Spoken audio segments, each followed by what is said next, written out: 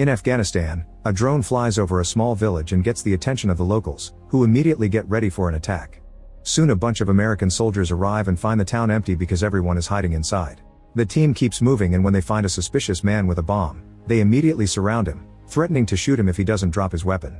At first the man tries to ignore the threat, but when he sees the soldiers mean it, he takes out a gun which forces the soldiers to instantly kill him with a few shots. Then Jake informs Colonel Mason about the dead man and the bomb, asking for permission to disarm it. Mason refuses, but Jake ignores him and works on it anyway, successfully disarming it. At that moment, a secret second bomb goes off and kills most of the soldiers. Soon the men come out of the buildings and surround the Americans as they open fire and a vicious gunfight begins. American soldiers are falling everywhere and only Jake and Mason are left alive. Jake runs to join his colonel and is almost shot by the enemy, but Mason saves his life right before a helicopter shows up. 5 years later, Jake is trying his best to deal with a new life as a civilian while taking medicine for his PTSD. His new job is at an auto shop owned by Earl, where he has to work extra hard to deal with some entitled clients. After work, Jake goes home to spend his time with his family. He always makes sure to keep a happy mood for his son, but in private, things get tense when his wife points out they have lots of unpaid bills. However, Jake promises to take care of it like he always does. When Jake puts his son to bed, he shares a picture and a story about his old squad and the fact Mason was at the hospital when the baby was born. Jake laments not having spoken to Mason in a while, and when the kid asks if he ever killed anybody, Jake dodges the question. The next day, Jake goes to work and finds a group of gangsters claiming that Earl owes them money. When Jake tries to kick them out, the leader Fresh sends his men to beat him up, but Jake easily defeats them all with a wrench. Fresh makes him stop by showing him his gun, then he leaves with his gang after promising a round 2 in the future. Afterward, Jake confronts Earl, who confesses he used to be part of a gang too but was fortunate enough to leave that life and build something he could call a home. Earl promises he'll always protect his block, so Jake doesn't need to worry about his family. Jake feels like he's still at war and calls his family to check on them, hearing his wife say he should have called the cops instead of getting involved. Later in the evening, Jake goes home and sees Fresh in his car mentioning payback before driving away. A panicking Jake rushes inside the house and is devastated to discover his family is dead, so he screams and cries as he has a total breakdown. Moments later, the police arrive and try to ask him some questions, but Jake snaps and goes away in his truck. He drives through the city looking for Fresh's car while his mind keeps going through his happiest family memories. Eventually he finds the car outside a naughty club, so Jake rushes inside with a gun in hand and begins shooting every single gang member without hesitation. When he is about to kill Fresh, the man explains that he hadn't meant to kill Jake's family but he was given no choice. This doesn't change Jake's mind and Fresh gets shot too. 5 months later, Jake is serving time in prison for his crime and his PTSD gets worse as he spends most of his day picturing Fresh killing his family. One day, Jake is surprised to get a visit from Mason, who offers his help to reopen the case. However, Jake refuses because he thinks he belongs there and repeats what he told the judge. He got his revenge and now has zero remorse, he'd even do it again. Then Jake asks Mason to never come back and tells the guard to take him back to his cell. That night, Jake keeps remembering his days with the army and how Mason had retired after saving his life. Sometime later, Jake is visited by a stranger named Ramsey, who mentions he runs a private task force. However, Jake doesn't let him say more and once again asks the guard to take him back. Later in the evening, Jake is dreaming about his family when suddenly, a bunch of masked men break into his cell and sedate him before kidnapping him. When Jake wakes up later, he finds himself out of prison and discovers his kidnapper is Ramsey, who confesses he's been watching Jake for a long time and is impressed by his record. Ramsey's organization, called Section 8, doesn't play by the rules, and Ramsey thinks they can give Jake back his purpose.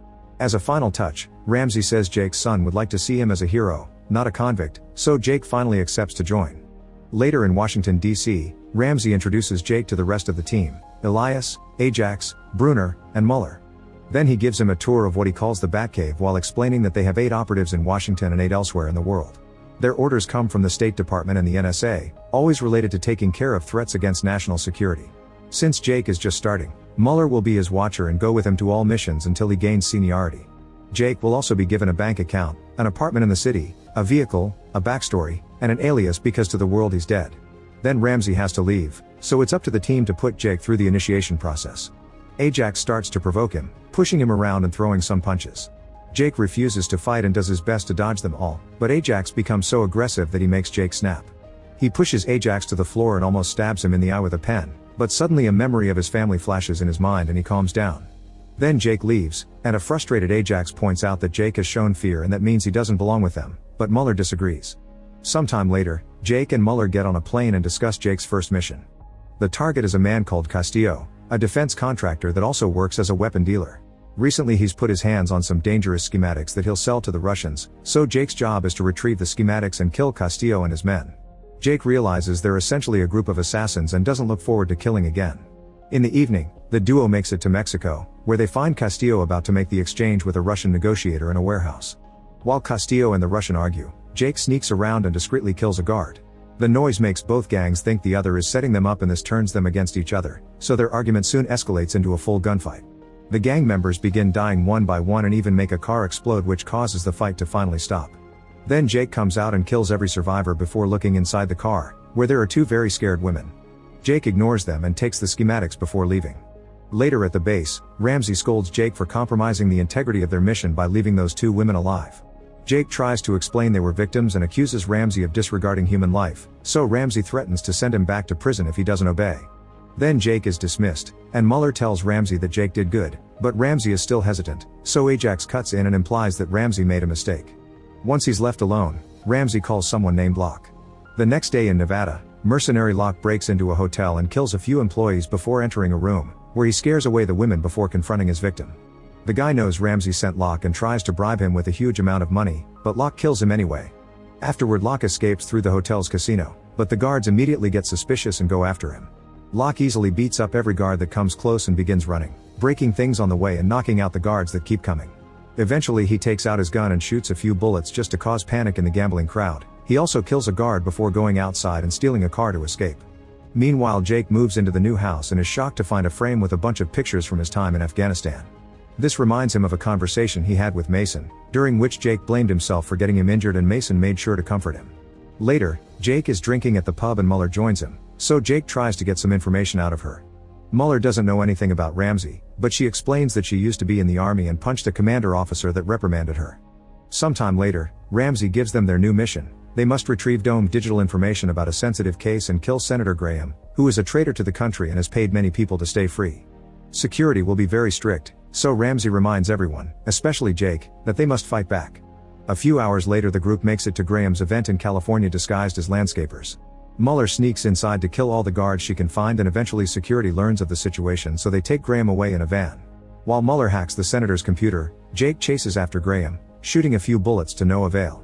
The van is too fast for him, so Jake takes a shortcut by jumping over a hill and manages to block the road. A guard tries to fight him, but Jake quickly kills him before approaching Graham, who begs for his life while saying he has a family. Jake is suddenly overwhelmed with memories and decides to let Graham live. However, the team shows up and Ajax kills Graham before reminding Jake not to hesitate. Later at home, Jake struggles with his guilt and cries while looking at pictures and drinking. Suddenly he sees masked men running outside his window, so he hides before they enter his home. The men look for him in every room, but Jake manages to escape through the back door. The next day, Jake goes to see Mason and tells him the whole story. Mason mentions he knew the real Section 8 was dismantled in the 90s and the one functioning now is just a cesspool of disgraced agents from the Army, CIA, FBI, and the like. They even have important connections in Washington, so if Jake is running from Section 8, he's in serious danger. Mason has never heard of Ramsey and promises to make some calls. He also agrees to help Jake with some money and a gun.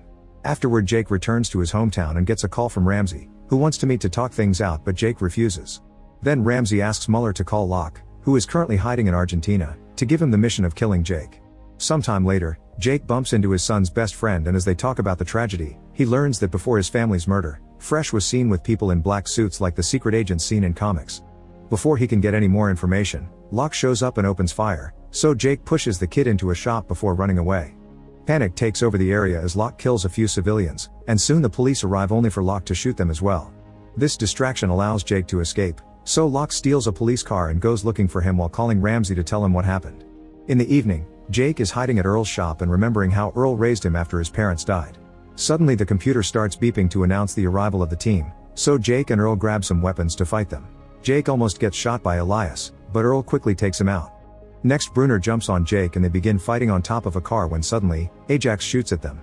Bruner turns around to yell at his carelessness, and Jake uses the chance to stab him with a screwdriver.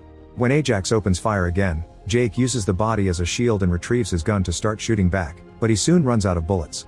Ajax has a few left but wastes them on purpose because he wants to fight Jake hand to hand again to prove he's better. The men begin exchanging hits all over the shop and Ajax tries to stab Jake, but he ends up getting shot by Mueller. Afterward, Jake checks on Earl, who is fine and gives Jake his car keys so he can escape because the cops are coming. Later in the car, Mueller says she saved Jake because she also wants to leave Section 8. Jake doesn't think he can trust her and demands to be taken to wherever Ramsey's staying. The next day the duo arrives in Montana and tries to sneak through a forest to find Ramsey's cabin, but when Jake turns around, he's suddenly knocked out. After dreaming of his family again, Jake wakes up tied to a chair in a room with Ramsey and Mueller, who has been working for Ramsey to set up this trap for Jake. Ramsey says he has a surprise and Jake is shocked to see Mason enter the room, learning he's been working with Ramsey as well. The organization had been needing an agent with Jake's skills, so Mason told them how to get to him. This means they were the ones to pay Fresh to kill his family. Jake can't believe Mason betrayed him, but Mason just says that Jake was wasting his talent on cars and a kid. Afterward the group leaves Jake alone and Mason pays Ramsey and Mueller the money they agreed on. Ramsey says they should kill Jake because he's a liability and Mason agrees, but he looks inside.